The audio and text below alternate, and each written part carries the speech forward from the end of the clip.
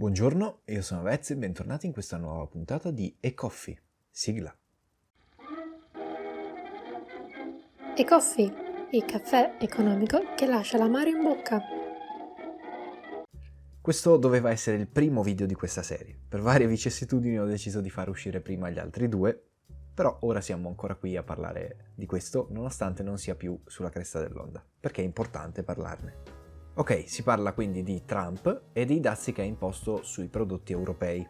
In particolare mi concentrerò su quelli italiani, perché ovviamente sono quelli che riguardano noi. Tra i prodotti colpiti ce ne sono molti nel settore agroalimentare italiano.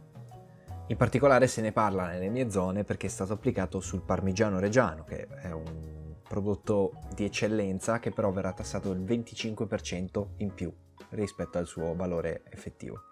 Se ne sente parlare molto nelle mie zone, soprattutto perché noi abbiamo un'eccellenza, che è il parmigiano reggiano, che rientra in questo tipo di dazi e non si sa quali saranno effettivamente i risvolti negativi di questa questione. Questo, come tanti altri prodotti, avrà un aumento doganale del 25% del valore reale. Ricordiamoci che tutto ciò è stato approvato dal WTO, cioè World Trade Organization, l'autorità che si occupa di vigilare sugli scambi tra nazioni. Quindi quella che sembrava una minaccia attualmente si è concretizzata. Per commentare questo genere di notizie però dobbiamo introdurre il concetto di dazio, quindi che cos'è un dazio? Bene, il dazio è un'imposta, per intenderci una specie di tassa che viene applicata per i prodotti che vengono esportati da un paese verso un altro. Quindi se io sono italiano e voglio vendere il mio parmigiano reggiano negli Stati Uniti, dovrò pagare questa tassa che è il dazio. Ogni volta che c'è un forte scambio tra una nazione e l'altra, c'è il rischio che venga applicato un dazio alle merci. Prendiamo come esempio il Giappone. Se io sono un produttore italiano di grissini senza glutine, come in tutti i miei esempi, e voglio vendere i miei grissini in Giappone, il Giappone dirà: aspetta un attimo, noi già vendiamo grissini. Per entrare dentro il nostro mercato devi pagarci. Per fortuna questo non succede sempre. Noi ad esempio abbiamo fondato l'Unione Europea sulla cosiddetta libera circolazione delle merci. Io se voglio vendere un prodotto in Germania non devo pagare un dazio. E questa è assolutamente una cosa positiva, per il semplice motivo che se io produco grissini senza glutine e li posso vendere solo in Italia, ho un tot di acquirenti. Se invece produco grissini in Italia e posso venderli in tutta l'Unione Europea senza pagare in più per esportarli, a quel punto ho un bacino d'utenza molto maggiore e probabilmente farò molti più soldi. In generale, abolire i dazi coincide con una visione di mercato globale, quindi un mercato che non abbia limiti territoriali. Come se noi potessimo produrre in una nazione, ma nel momento in cui andiamo a vendere quel prodotto non ci curiamo di quale nazione lo acquisti. In un mondo poco globalizzato ci sono dazi da e per tutti i paesi. Quindi se io voglio acquistare 10 grammi di riso italiano, lo pagherò, faccio un esempio, 10 euro, mentre se voglio acquistare gli stessi 10 grammi di riso tedesco dovrò pagare 10 euro più il dazio, quindi a me converrà meno comprare quello dell'altra nazione. In un mondo molto globalizzato invece, se non ci sono dazi né verso né da nessun paese, a quel punto io posso comprare 10 grammi di riso a parità di qualità a chi me lo vende a meno. Se il mio riso italiano mi costa 10 euro, mentre quello dei cinesi mi costa 10 centesimi, se hanno la stessa qualità io compro quello dei cinesi. Ecco, questo concetto di globalizzazione non coincide esattamente col piano di Trump. Dopo aver iniziato una guerra commerciale con la Cina, imponendo dazi anche a loro, semplicemente Trump ha detto: perché non farlo anche con l'Unione Europea? Ma per quale motivo Trump sta imponendo dazi a tutti quanti, sostanzialmente? In molti sostengono che la spinta principale verso questa direzione sia il sovranismo. Ma che cos'è il sovranismo che solitamente in Italia associamo a Matteo Salvini? Il sovranismo non è nient'altro che una corrente politica che punta a mantenere il completo controllo del proprio Stato. In pratica il tentativo di salvaguardare ad ogni modo e con ogni mezzo la propria sovranità nazionale, il fatto che un paese si autogoverni e decida per se stesso. E a questo punto vi starete chiedendo: cosa c'entra questa roba con prosciutto e formaggio?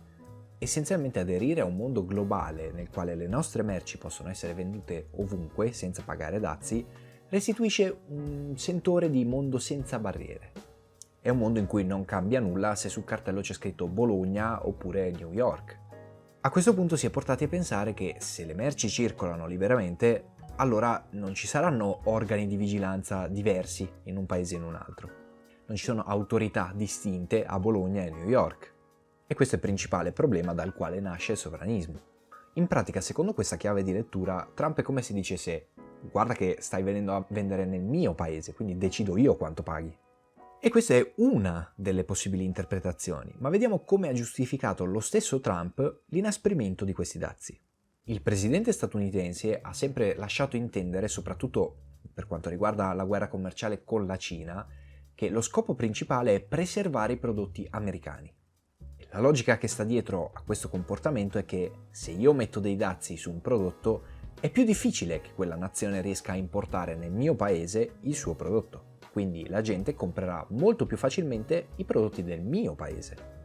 Allo stesso tempo, se vengono introdotti dei dazi su delle merci che vengono prodotte anche negli Stati Uniti, allora i produttori locali potranno permettersi di vendere a un maggiore pubblico, per il semplice motivo che il loro prezzo è molto più basso. In questo modo Trump spera di avere una crescita economica nel suo paese. Ovviamente però non puoi pensare che tu possa imporre dei dazi ad altri paesi e che gli altri paesi rimangano lì a guardare e non ne impongano sui tuoi prodotti. Quindi sulla bontà di questo genere di politiche non mi esprimerò, però ho i miei dubbi a riguardo. A questo punto però abbandoniamo il punto di vista degli Stati Uniti. Che cosa cambia realmente per noi europei e soprattutto per noi italiani? Se sei un consumatore, praticamente niente. Va sicuramente peggio ai consumatori statunitensi, perché nel momento in cui vogliono comprare del parmigiano reggiano lo devono pagare 25% in più rispetto a come lo paghiamo noi. Il danno che ci riguarda è per chi produce, ad esempio per i produttori di parmigiano reggiano.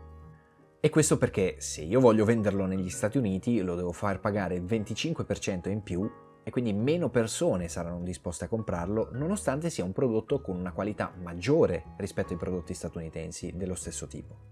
E dunque caleranno le vendite, e se calano le vendite ci sarà anche meno quantità di parmigiano da esportare.